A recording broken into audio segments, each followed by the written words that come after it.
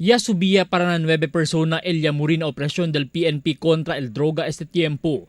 El más reciente, amo el incidente naman pang donde si Untal Popo, el yamurin na mano del operatiba del Police Station 6, después que alegadamente imbesti kanila cuando conduci con el drug bypass operation anoche. Pero por causa con el mga seguiditos insidente de muerte del mga suspetsyaw, hindi siyempre perde el duda del mga sibilyan con el posible rob out y hindi shoot out el insidente. Automatic el di aton RIAS talia tata investiga este mga kaso de mga shootout kita suceden in entire region, but el di aton city director ya dali tamen orden con el di aton investigation para asa entra na di aton investigation as to tiene ba mga foul play or tiene ba deberasan resistance on the part of or tiene kosagad ya conduci during the operation.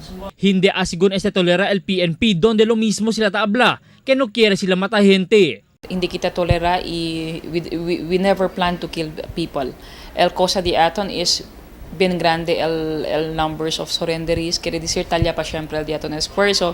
It only happens na during our anti-illegal drugs bypass operation. Sita acorda mismo el Regional Director del Police Regional Office 9, Chief Superintendent Billy Beltran niya habla mismo. Que tiene kada igualan investigasyon después el mga shootout. Después siya pwede sila man record con el 15 insidente del shootout na entero Region 9 este palang pasaw mes.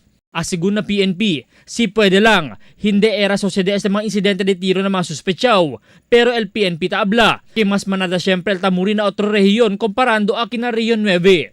Na statistics del Zamboanga City Police Office, cerca sa 6,000 el kanya man surrender ya este tiempo. 206 aquí, el mga self-proclaimed pushers. 75 operasyon del bypass y 122 mga persona ilya pwede sila aresta.